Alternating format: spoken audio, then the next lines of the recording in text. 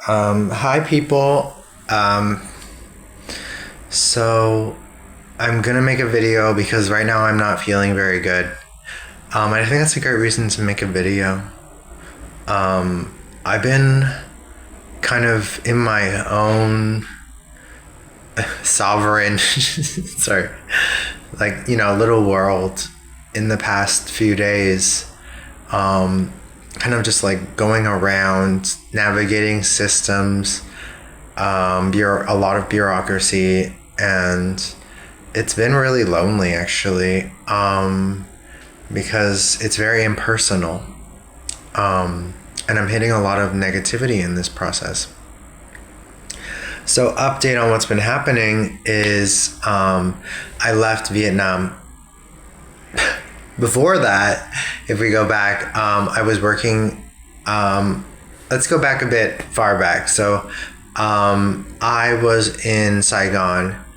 To do a quick overview, I was extremely mentally ill.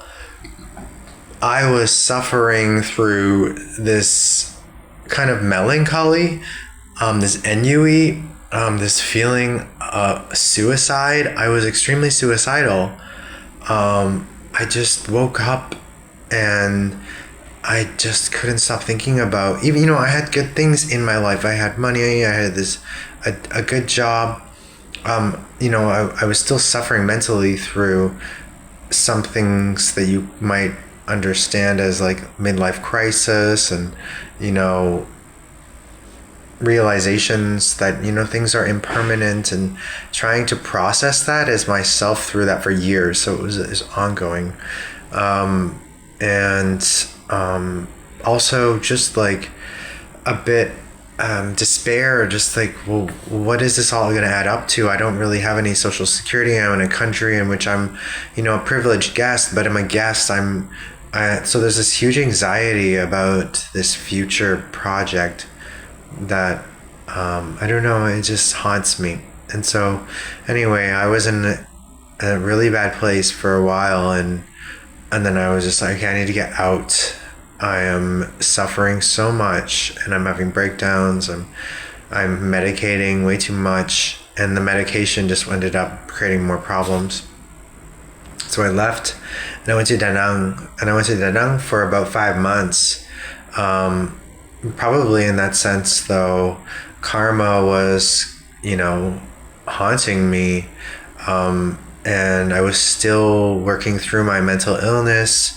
I had developed maybe symptoms of schizophrenia, and hallucinations, throughout the years, through a lot of the hardships that I had to overcome. And I ended up in an environment where I was under a boss who was gaslighting me. So he didn't like me at a personal level. He just didn't like me. And I had to bear it the whole time. One day he would be like, yeah, you're fine, you're doing great. And I get all this subliminal messaging about a good relationship. And the next day he would be shouting at me, be cursing. When, my head was turned, there was a very deep resentment against me, and he was very insecure as well. Just through his body language, he was showing a lot of insecurity around me. So there was something I was of a projection of himself. A projection that he was placing onto me about some loss that he didn't have, or that he felt he lacked. And this is the conceptual lack. I'm not saying it's real, but it is in his own imaginary. And so, it was hell. And I would be waking up afraid, that, one day he's going to be okay. Next day he's going to be screaming at me again. And he was very serious. So my problem was that seriousness was triggering me, and it was like, I would giggle. But his intensity would be trauma as a reaction. It was horrible. So I ended up being like, I want to get out of here. I'm going to tell you, I'm not. I sat him down. I mean, I just sat him in a meeting and I was like, I don't have to deal with your bullshit. And he denied. He did not. Like, I might have been, of course, I already knew what was going on, but he was just in denial. He was like, I don't know what you're talking about. So he decided best approach was to deny any involvement. He did say, oh, but I might have been gesturing, but that must have probably been because there was someone behind you when I was doing the gesture. And so he was admitting, like, so he was, slipping and leaking into, the truth that he was gaslighting me and he was abusing me, and trying to protect his own self-interest, and his comfort. And so yeah, I was just like, well, I'm gonna get transferred out of here. After I went through management told me, I'm sorry, actually you're the problem. His multiple, his warnings, the amount, because what he was doing was he was also particularly isolating me on minor infractions. So if we had a meeting, if we had a observation, he would be like, you didn't start the class exactly, and then you also did this not at the exact time. And then he would be like, and then he would create this emotional atmosphere where it's like, I am going to destroy you because of that. So minor infractions would be blown into massive reactivity on his end and taunting and intimidation to force me to submit to his control. And it was exhausting. And yeah, they were like, no, well, this is evidence that you have behavioral problems, not him. Like, I have behavioral problems. He is the one gaslighting me. He is the one screaming at me. He is the one on these finite things. It was absurd. I mean, this might just be in some sense a reflection of, a part of the work culture at this particular company. And it was horrible. But yeah, they might just be very studious in other ways. So maybe I could learn from that a little bit. But it was also just, it was like it was a prison cell in regard to just the how rigid everything required itself to be in that space. So anyway, I hated it. So, I mean, well, what is work anyway? I just don't. And I just thought, okay, I'm going to quit because I'm extremely upset that power wins again. Power wins again. It's like abuse is fine. Abuse is fine as long as it keeps the engine rolling. And it's one of those toxic, horrible things about systems that I was like, well. In any case, I don't feel like I need to deal with this shit. And I just quit. And yeah, it did cost me. And now, so I've had to go through another bureaucratic process, getting my visas organized, an exit visa. I've had some time to mostly just read. I've been reading a lot again about going back on Zizek and ideology like I've been saying. And now I'm reading a bit more about sex and sexuality and gender and its relationship with the political and other aspects and spheres of culture. But anyways, moving from there, I've been transitioning towards another company here. And so I had to go on a visa run. And that visa run was to Bangkok. And so for Bangkok, I was supposed to be there for just like a morning in, morning out. I already booked the tickets. I was ready to go, but it turned out that, bureaucracy, approval letters cannot be processed on weekends. So that just put me in another, big cost there. I had to rebook a flight. It cost twice as much. go and I was like, okay, whatever, I'll just rebook this flight. So I ended up staying for 3 nights instead of a 1-day visa run. And it was okay. I just went around, looked around, traveled a bit, enjoyed what I could. And then came along the approval letter. So I had to wait for an approval letter for my new job. But just given how the system works, I didn't actually get the approval letter until hours before my flight. So it was like a few hours. It wasn't even a few hours. I would say it was within 30 minutes to an hour before my flight. I got a temporary approval letter, and then that was canceled, and then I got an official approval letter. And so I had to work through that. That was tiring. And I also, because of the change in flight, didn't recognize that again. There's 2 airports in Bangkok, and the second airport,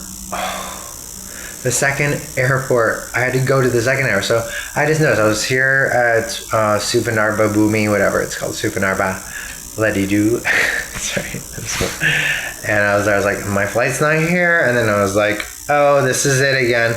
And so I zipped up to a taxi. I just got to get as fucking fastest taxi as possible.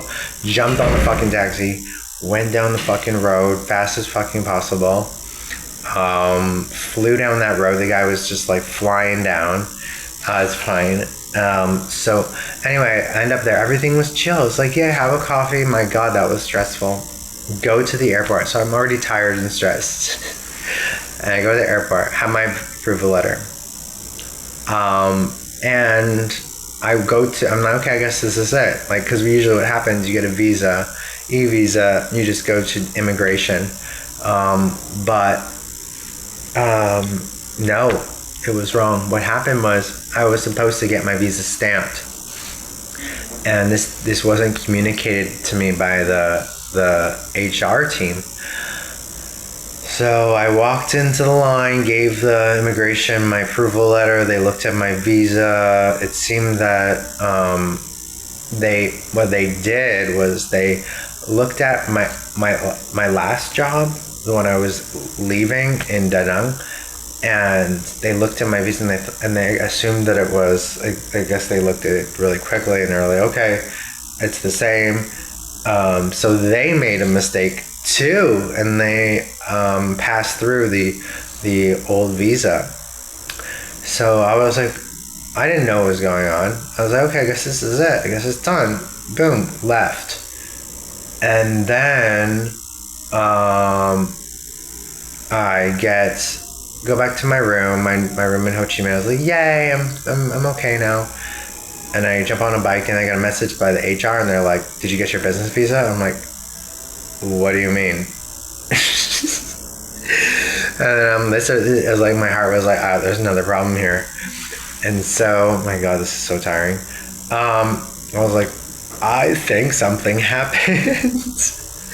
And so what happened was, I went to the airport and they're like, oh, so you needed this new visa. Oh, there was a mistake. Oh, you needed to get it stamped. And the immigration passed this old visa. And they're like, but whatever, it's fine, which it wasn't. It was used, apparently, I don't know. And so they're like, so we can't do anything. And I was like, yeah, I thought so. Also, whatever. And I was speaking Vietnamese. I was like, okay, you can help me now. Yeah. And then they're like, no, we can't help you. They literally told me, you have to go on a plane and leave this country and then come back. And I was like, can I take a bus? And they're like, no, you can't. You cannot. I mean, that's what the agent, I was like, I talked to an agent and she was like, she looked at it and she's like, you have to come in, you can't take a bus, you have to go on. And I was like, okay, well, and then just right there, I was like, well, I guess. I was emotional, but I was also like, this is necessary. I just want to get this shit over with right now. Like, I don't want to go wait another Because what happened was then, like, the HR started to gaslight me. They were like, I was like, I have this issue. The immigration approved it, my old visa, and then the immigration started to get like defensive. They were like, oh, why would you give them your old visa? Like, are you like, why are you loyal to your old company? Do you want your old company back? And I'm like, what are you talking about? He started to gaslight me. It was like what's wrong with you? You don't even know why you're doing this trip. And I'm like, I don't. So he started to just shift and start blaming me. And he's like, it was none of our fault. It was all your fault for doing the visa process wrong. And I was like, and then so I was like, okay, I guess it was my mistake. I must have forgotten something. And then I looked at the emails and the messages, and they didn't tell me anything about the stamping process. Like, there was nothing told about the stamping at the business visas. And so they missed that information given to me. So I was walking in with some a lack of knowledge, necessary knowledge to get me moving in the right direction. And it was really horrible. So then I told the HR, and they were like, I'm really sorry about what happened. And but you know how bureaucracy works is it's all my fault. I'm not getting compensated. Anyway, what happened when I'm saying that is like, I was in Ho Chi Minh City yesterday. Now I'm in Malaysia. I literally took a flight, which is, by plane now, it's like, I'm like, whatever. By plane, it's just 2 hours. It's nothing. It's something, but it's nothing. But yeah, I went on a plane Malaysia this morning, and now I'm going to go back tomorrow morning. Cross my fingers, everything goes okay. But yeah, right now I'm in like one of these motels. Like, another thing is like when I was rushing to get everything organized last night, because I had to then also find affordable flights, relatively flights that aligned schedule wise, and also accommodations. And so I ended up picking an accommodation in Kuala Lumpur mistakenly, and I was like, once I came here, I was like looking at the map, and I was like, oh my god, that accommodation is like 2 hours by train. And so I'm like, whatever, I'll just do it. I go to the train, and they're like, I'm sorry, but we don't take cash anymore. Like, because I'm just rushing. I've had bank issues here too. My life is a mess. I don't know why I'm doing this. I love bureaucracy. And they're like, I'm sorry, but we're cashless now. You can't go on the train unless you have a Visa card or a MasterCard. I'm like, oh, so I can't take the train? No, I'm sorry, you can't take a train without. And I'm like, well, that's it? And they're like, yeah, that's it. And I'm like, fuck. And I was totally shamed. It was, I felt in my body shame. I was like, I'm bad. Like, why didn't I know this? But I knew it was like, oh, I don't know. Anyway, so I had cash. And then I had to break the cash because the bureaucracy of the visa. And so there are all these little steps that I keep having to do. Anyway, so I ended up waking up last night, getting some extra money just to make sure. And I was just like, oh God, I got to make sure everything is going to work out okay. And I'm still like, I just have a few hundred ringgit here, Malaysian money. So I'm just like, shoestring budget, walking around shoestring everywhere. And then I like last minute booking hotel. I had to rebook another hotel. It was exhausting. Oh my God. And now I'm here in this like transit hotel. So it's very basic, super duper. There's no windows. It's kind of quiet.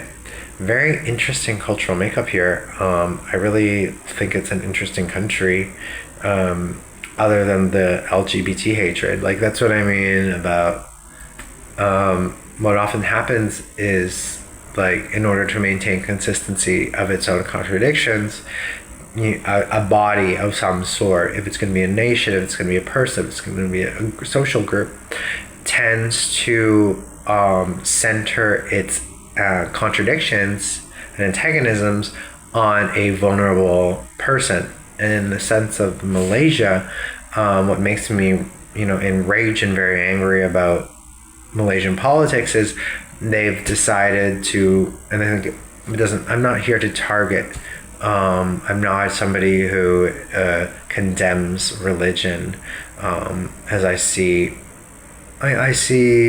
anything that holds the capacity for social connection is an extremely valid response to the world in any respect. So I'm not against it. It's just that they're homophobic, or they take their hatred out, or their antagonisms and contradictions internally, inconsistencies about reality, and project those onto queer people. And and that's also a reason why I don't like it here. And so the queer person becomes, or the gay person in this sense, for performing bestial, non-human or productive forms of sexual acts or intimacy is condemned, prohibited, shamed, and blamed for their misalignment to natural order. So I don't like that part of it. It's really horrible. So I don't really feel welcome here in that sense. It's like I know I am bad here. Like I've done something horrible. I've decided to do something wrong as a human being by being by being alive in this world, in the Malaysian ideological complex. Anyway, so I'm just here. I'm going to be leaving tomorrow. Hopefully, fingers crossed with me, okay? I'm going to process the visa. And then again, fingers crossed, I'm going to get that visa sorted again too, because I have to do a work permit. And now I am not a pure person. I've lived on this earth, almost 40 years, and I haven't made mistakes. I'm supposed to say I haven't made mistakes and I am irresponsible. No, the world fucked me up in so many ways. I mean, yes, I do take responsibility. And I also, reality's fucked me up a lot. Sometimes I think I read too much, or I felt too much. And maybe we all feel it and we all know it, and that's what makes it scary. But I have to go back. Hopefully that new visa and this new job's gonna work out, but I do get a good intuition that there is positive connections at this new company, and there's a good heart. It's not just the empty shareholder tragedy that organizes a lot of this globalized complex that we live under today, financial complex. So update, that's my life. It's just kind of exhausting, but I get a weird enjoyment out of the suffering, I guess. It's a learning experience about bureaucracy, about systems, about navigation, about subjectivity, class, about race, about nationality. And these are interesting, I think, analytical experiences that provide me something that I think I'm chasing in my life, in how I organize. I'm not afraid of it. I'm more curious. I approach it with a curiosity as to what holds people to the decisions that they make given their positionality, where they're located in the world, what their desires are, what their motives are, what their drives are towards the objects that mean something to them in their lives. And I really hold curiosity to that. And I don't see people as black and white. I see them as complex and curious. And I don't know how far that might bite me in the ass one day. Anyway, so that's the update. Bye-bye. Thanks.